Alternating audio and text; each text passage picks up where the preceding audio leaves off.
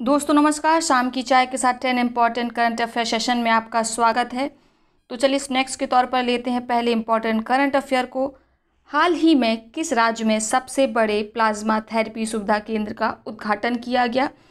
तो महाराष्ट्र राज्य में सबसे बड़े प्लाज्मा थेरेपी सुविधा केंद्र का उद्घाटन किया गया। महाराष्ट्र में प्लाज्मा थेरेपी से इलाज के दौरान पाया गया कि 10 में से 9 पेशेंट कोविड-19 पेशेंट ठीक हो जा रहे हैं। इसीलिए महाराष्ट्र राज्य ने निर्णय लिया कि एक प्लाज्मा थेरेपी सुविधा केंद्र खोला जाएगा। तो याद रखिएगा, सबसे बड़ा प्लाज्मा थेरेपी सुविधा केंद्र का उद्घाटन महाराष्ट्र राज्य ने किया। चलते हैं अगले प्रश्न की तरफ। किस देश ने G7 में दक्षिण कोरिया को शामिल करने के अमेरिकी प्रस्ताव पर आपत्ति जताई है? तो जापान ने दक्षिण कोरिया को G7 में शामिल करने पर आपत्ति जताई है। जापान का कहना है कि जब भी चीन और साउथ कोरिया से संबंधित मुद्दा आता है, साउथ कोरिया G7 देशों से अलग राय रखता है, इसीलिए उसको G7 में शामिल नहीं किया जाना चाहिए। आप जानते हैं सितंबर में G7 की समिट होने वाली थी, जिसको डोनाल्ड ट्रंप ने, अमेरिकी प्रेसिडेंट डोनाल्ड ट्रंप ने स्थगित कर दिया। स्थगित क्यों किया? क्योंकि वो चाहते थे G7 को G11 में परिवर्तित कर दिया जाए। G7 कौन से देश होते हैं? Britain, Japan, America, Canada, Germany, France, Italy. विश्व की 7 बड़ी अर्थव्यवस्थाएं आती हैं इसमें।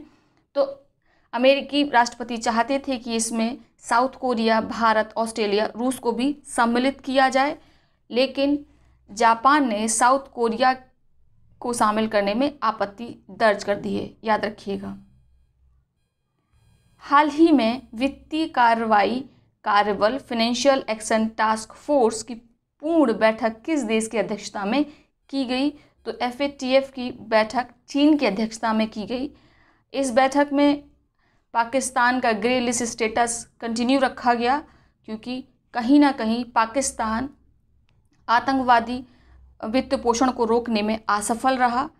FATF की बात करें तो FATF एक इंटर गवर्नमेंटल बॉडी है, अंतर सरकारी निकाय है। 1989 में इसकी स्थापना हुई थी। इसका हेडक्वार्टर पेरिस, फ्रांस में है। इसका उद्देश्य है मनी लॉन्ड्रिंग, आतंकवादी वित्त पोषण को रोकना। किस राज्य सरकार ने कुपोषण और मातृ मृत्यु दर से मुकाबला करने के लिए मुख्यमंत्री मातृ पुष्टि उपहार योजना की शुरुआत की है? त्रिपुरा सरकार ने कुपोषण और मातृ मृत्यु दर से मुकाबला करने के लिए मुख्यमंत्री मातृ पुष्टि उपहार योजना शुरू की गई है। इसमें जो भी गर्भवती महिलाएं हैं, स्तनपान कराने वाली महिलाएं हैं, उनको 4 किट प्रदान की जाएंगी, ठीक है, जिसमें उनके लिए आहार होगा। और इस किट की कीमत राज्य को लगभग, एक किट की कीमत 500 रुपये पड़ेगी। और इस योजना से त्रिपुरा की 40,000 महिला लाभान्वित होंगी। तो याद रखिएगा, मुख्यमंत्री मातृ पुष्टि उपहार योजना त्रिपुरा राज्य ने शुरू की। हाल ही में किस राज्य के मुख्यमंत्री के चंद्रशेखर राव ने हरितहारम कार्यक्रम में छठे चरण का शुभारंभ किया है? हरितहारम तेलंगाना सरकार का कार्यक्रम है। यह एक वृक्षारोपण कार्यक्रम है। इसका छठा फेज है। इसमें लगभग 3 करोड़ पौधे लगाए जाएंगे। तेलंगाना सरकार का उद्देश्य है कि वहाँ का जो वनावरण अभी 24% है, उसको बढ़ाकर 33% किया जाए। तो याद रखिएगा, हरितहारम एक वृक्षारोपण कार्यक्रम है। इसका छठे चरण का शुभारंभ अभी तेलंगाना में हुआ है। केंद्र सरकार ने कोविड-19 के गंभीर लक्षणों वाले मरीजों के इलाज के लिए किस ड्रग के इस्तेमाल की इजाज़त दे दी है? केंद्र सरकार ने डेक्सामेथासोन ड्रग की इस्तेमाल की इजाज़त दे दी गई है। याद रखिएगा, ये कोविड-19 के गंभीर लक्षणों वाले मरीजों के लिए है। यह एक सस्ती एस्टेरॉयड ड्रग है। ब्रिटेन में हुए क्लिनिकल ट्रायल में इसको कोरोना की लाइफ सेविंग दवा के रूप में पाया गया था। तो याद रखिएगा, डेक्सामेथासोन। केंद्र सरकार ने कोविड-19 के हल्के लक्षणों वाले मरीजों के इलाज के लिए किस एक ड्रग के इस्तेमाल की इजाज़त दे दी है?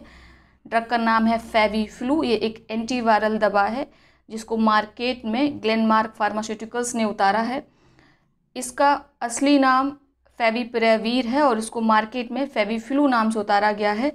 और ये किन के लिए है? कोविड-19 के हल्के लक्षण वाले पेशेंट के लिए। तो इसे हाल ही में केंद्र सरकार ने इजाज़त दे दी है कि भारत में यह इस्तेमाल हो सकती है। याद रखिएगा, हल्के लक्षणों के लिए है फेविफ्लू और गंभीर लक्षणों के लिए है डेक्सामेथासोन।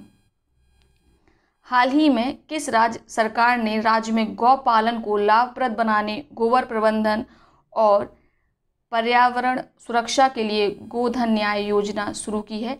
छत्तीसगढ़ सरकार ने गोधन न्याय योजना शुरू की है। यह हरेली पर्व के दिन शुरू होगी और इस दिन राज्य सरकार गोबर की खरीदारी करेगी। ठीक है, तो यह योजना क्या है? गोपालन को लाभप्रद बनाया जाएगा और जो खुले में चराई करते हैं पशु उनको रोका जाएगा, साथ में गोबर के प्रबंधन का भी प्रयास किया जाएगा। साल 2023 में होने वाले महिला विश्व कप फुटबॉल के लिए ऑस्ट्रेलिया किस देश के साथ संयुक्त मेजबानी करेगा? तो न्यूजीलैंड के साथ ऑस्ट्रेलिया महिला विश्व कप फुटबॉल 2023 की मेजबानी करेगा। इसके पहले यह मेजबानी फ्रांस ने की थी, याद रखिएगा। किस राज्य सरकार ने हाल ही में गतिविधि आधारित एक विशेष शिक्षा पहल एक तू खेलो एक तू पढ़ो शुरू करने की घोषणा की है? त्रिपुरा सरकार ने एक तू खेलो एक तू पढ़ो प्ले लिटिल स्टडी लिटिल योजना शुरू की है। इसके अंतर्गत व्हाट्सएप या SMS सुविधा के द्वारा ऑडियो वीडियो शेयर किए जाएंगे छात्रों के साथ, जिसमें स्टडी मटेरियल होगा, फन गेम होंगे और कुछ पजल्स वगैरह भी होंगी। तो याद रखिएगा, एक तो खेलो एक तो पढ़ो योजना छात्रों के लिए है और किस राज्य सरकार ने शुरू किया है? त्रिपुरा राज्य सरकार ने शुरू किया है। तो ये हमारे 10 इम्पॉर्टेंट करंट अफेयर आज के। अगर आपको वीडियो अच्छी लगती तो वीडियो को लाइक करें, साथ ही अपने मित्र और सहपाठियों के साथ शेयर करना बिल्कुल ना भूलें। बहुत बहुत धन्यवाद।